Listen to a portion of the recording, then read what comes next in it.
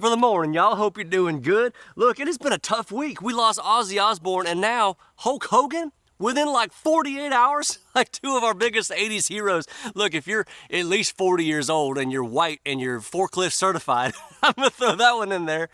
That demographic right there is getting hit especially hard right now, so just prayers to all those folks like us. Okay, y'all remember something too. A lot of our cell phone providers are liberal extremists. They hate family values to the core. And there's been no option until about 12 years ago. Patriot Mobile stepped up and now they've become America's only Christian wireless provider. And I'm trying to get as many people to switch over as I possibly can, and tons of y'all have. So I told y'all from the start that I'm gonna funnel as much money to conservative causes as humanly possible, and we've done it together. So go to patriotmobile.com/buddy. You're gonna get the first free month of service free with promo code buddy. Dump your liberal carrier, please. It just takes a few minutes. Link is gonna be below. All right, y'all, so there was this friend that sent this to me just the other day, and I gotta say, what you're about to see really takes the spiritual battle to the next level. It's really wild. There's a video of a lady and a little boy being quote-unquote debaptized in this video, whatever the heck that is, by some freak with a blow dryer of all things, whatever that, I don't even want to get into it. It's stupid, it's evil, but I want y'all to be able to understand the battle that we're actually up against here and the madness that's actually going on. Y'all watch this. Let guilt evaporate and shame fall away. You are one, you are whole, and you belong. Congratulations. In the name of reason, equality, diversity, and the First Amendment of the United States, I debaptize thee. That you're not only on this course, but 5 seconds ago. Yay! How you doing?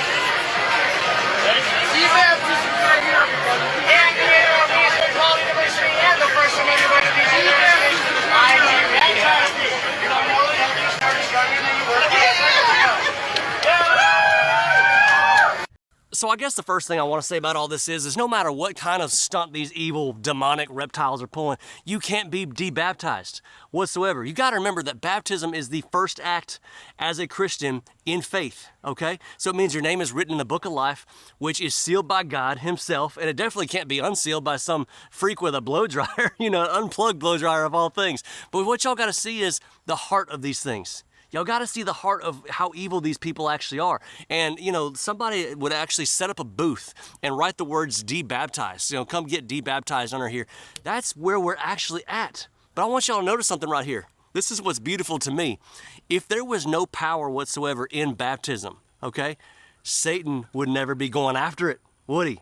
And that's what fires me up. Mark 16:16 says, whoever believes and is baptized will be saved, but he who does not believe will not be saved. The thief on the cross wasn't baptized, buddy. I get that. But y'all, the thief on the cross wasn't baptized because he was about to die in about 20 minutes. He had an excuse. What's yours? So anybody who makes their entire theology about you don't have to be baptized, you don't have to be baptized, I'd run from those people as quickly as humanly possible.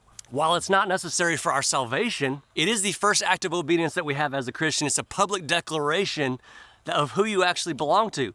And I've been to a lot of churches, y'all, and I'm sure you have been as well, where they're about to baptize somebody and it's almost as if the pastor's getting up there and making apologies from it. I'm serious. He's making apologies for the baptism while somebody's actually sitting there, with their biggest moment in life, and they go on and on and on about how unnecessary it is and there's no power in the water and all that kind of stuff.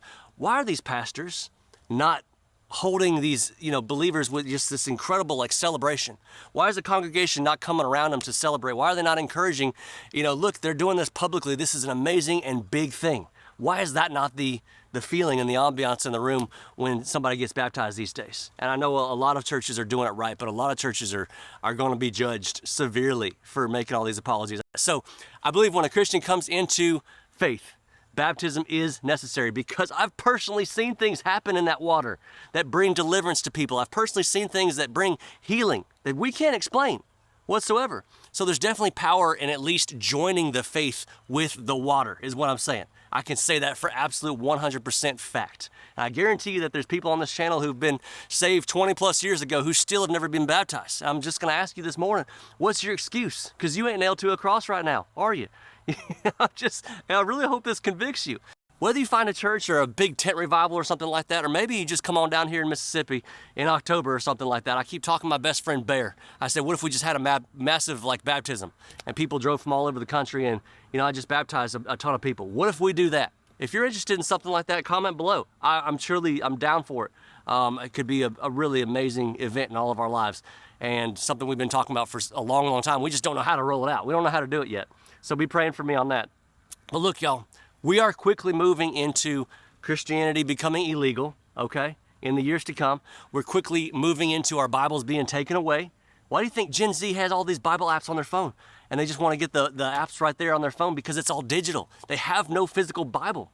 Y'all really think about that. If you took it all away, or you shut down the Bible app tomorrow, or you shut down the internet tomorrow, how many people actually have Bibles that are 20 and under right now? A physical Bible. Not as many as you think. So look, this is something that we should be hugely celebrating when it does happen. Baptism is an amazing and beautiful thing. And obviously the devil's going after it, trying to debaptize people. So when somebody gets baptized in your church, don't just sit there in your church pew with a dignified little clap. It's not about that. It should be a massive favorite, your football team just scoring the winning touchdown to win the national championship. That's how it should feel. And if it doesn't feel like that, we probably need to switch our hearts. We probably need to switch our motives. We are under attack, but if you're under attack, I just want y'all to know we're in good company. God bless you and your family. Be good.